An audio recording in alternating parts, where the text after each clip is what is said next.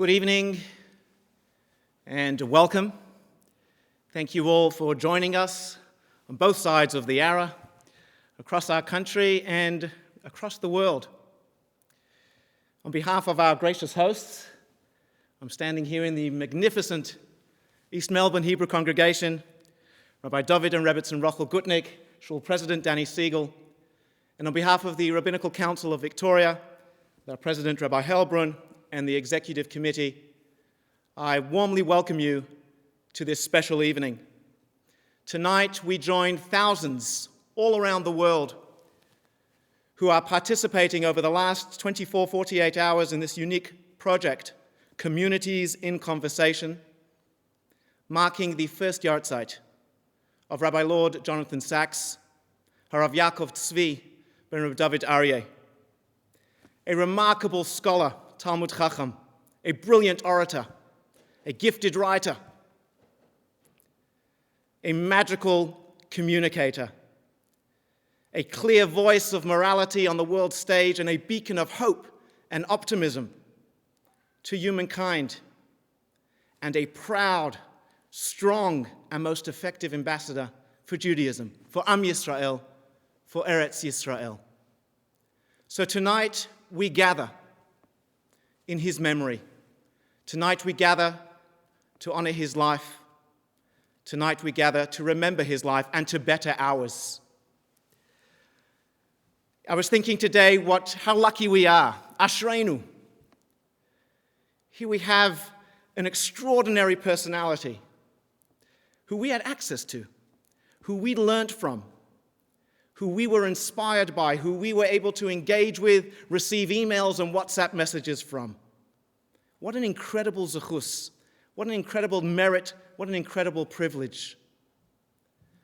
And I can't think of a more suitable tribute or a more suitable way to bring honor to Rabbi Sacks' life than to come together as we have in great numbers, in our diversity, connecting with what really unites us so deeply, and that is Torah.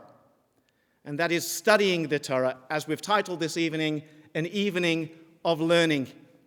As Rabbi Sacks would often say, we are the people of the book, and that Talmud Torah, studying Torah, and learning Torah, and conversing in Torah, and applying Torah, are really way up there when it comes to the fulfillment of mitzvot.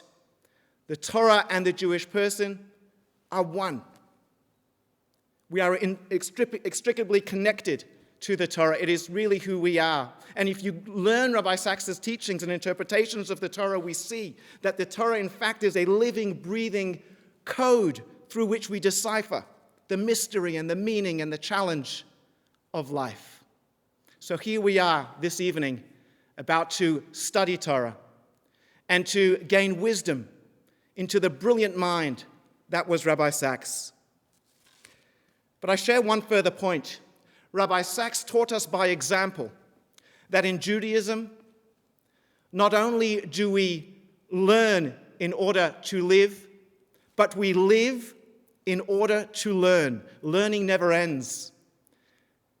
And a story comes to mind, a heartwarming story, when Rabbi Sacks came across a woman, 103 years old, and she looked so young, and he asked her, "What's your secret?" And she told him, "Never be afraid to learn something new." And he says, "Then I realized that learning is the true test of age. If you're willing to learn something new, you can be 103 years old and still be young. But if you're not willing to continue to learn, you could be 23 and already old." So here we are, ready to learn. We are very fortunate to have with us prominent speakers, educators, presenters. And we're going to begin with Rabbi Mervis from Israel, if his internet is working. Is he with us, Zami? Okay. So I'll list the 4 speakers that we have with us this evening, and then we will flow in order. And I welcome Rabbi Mervis all the way from Israel. Rabbi Mervis is the new Deputy CEO of the World Mizrahi, who recently made Aliyah from Melbourne. Rabbi Danny, we missed you here, but we're thrilled that you're with us tonight. Rabbi Ralph Genendi, the newly appointed Senior Rabbi at Jewish Care. Mazel Tov, Rabbi Ralph. Rabbi Helbrun, who's with us this evening, the President of the RCV. Rabbi Gutnick, Rabbi of the East Melbourne Hebrew Congregation. Mrs. Willam, a noted educator from Beth Rivka Ladies College, and we will also hear a few words from the East Melbourne President, Danny Siegel. So please, let us study together. Let us bring honor to Rabbi Sacks' memory, and we can continue his legacy, and indeed his memory should be for an eternal blessing. Thank you.